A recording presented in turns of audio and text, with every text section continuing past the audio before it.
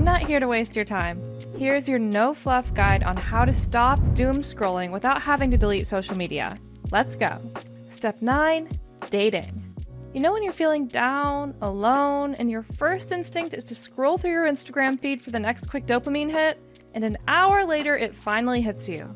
The loneliness, the void. How does it really feel? Has scrolling ever improved your life?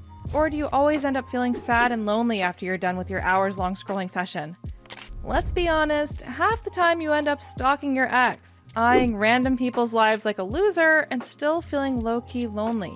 But hey, I've got something way better for you. Go on a date with yourself. I'm talking about putting on your favorite outfit, doing your hair, adding a little makeup, and stepping out just for yourself. Find a cute restaurant, order something fancy, and just vibe in your own company.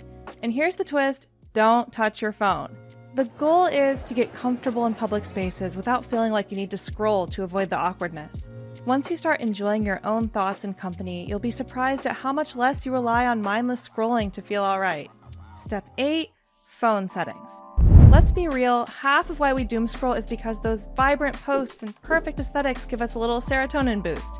But what if those colors just vanished? If you're on an iPhone, here's a simple trick to make scrolling way less tempting. Just turn your screen gray. And if you're on a different phone, no worries, just search for grayscale or color filter in your settings. At first it might feel weird, but trust me, the endless scroll won't have the same pull when everything's just gray. The next time you reach for your phone in full zombie mode, that dull gray screen will stop you in your tracks. You'll suddenly remember, oh yeah, I was trying to break up with doom scrolling.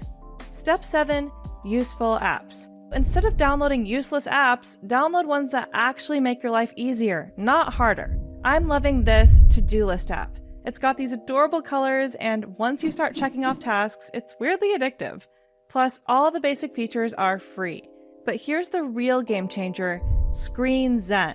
Every time you open a social app, Screen Zen gives you a little wait period. It's just long enough to make you think, do I actually need to be here right now? With these apps, you're not just scrolling, you're actually getting things done, reflecting, and building better habits. Step 6, build a routine. Let's be honest, breaking the scroll cycle isn't going to happen until you set up a routine and stick to it. There is no mystical trick that will magically cure your addiction. Building healthy habits means being intentional about how you split your time. Make sure to schedule things like work, exercise, and even sleep so everything has its spot. If late night scrolling is your weakness, try swapping it for an earlier bedtime. Instead of lying in bed scrolling endlessly, grab a book or do something that helps you relax without the screen. And hey, if you've got time to scroll, you've got time to hit the gym. Plan out meals, hit up the grocery store, and cut back on takeout. Instead of wasting time you do have, make yourself your biggest project. Focus on eating better, building a workout routine, working on friendships, and just making time for you. That's way better than sighing over someone else's picture-perfect feed, right? Take action, not for anyone else, but for you, because you know deep down you're capable of a lot more than just scrolling. Step 5, journaling. Most of us grab our phones the second we wake up, or even until we fall asleep, scrolling like we're in some social media trance. And before you know it, you're lying there wondering where the last 2 hours went. That's where journaling comes in. Instead of reaching for your phone, reach for a pen. Jot down your thoughts and list out what you're grateful for. Not only does this keep you off your screen, but it's also an amazing way to work through whatever's going on in your head. It's like being your own therapist, but without the awkward, so how does that make you feel? Once you start counting the things you're grateful for, you'll realize you don't need to escape into strangers' Instagram feeds. Step 4, the root cause. If you want to kick this scrolling habit for good, you've got to dig deep and find out what's really going on. Most of us scroll for no good reason, just to fill the void of a quiet moment or because we're feeling anxious. Like scrolling through Instagram will magically make everything better. Some of us girlies are literal queens of procrastination, thinking, just 10 more minutes of scrolling and then I'll tackle my to-do list. But guess what? Those 10 minutes somehow end up turning into a 2-hour binge. Let's be real, scrolling might feel like an easy escape, but you're not here to play it safe.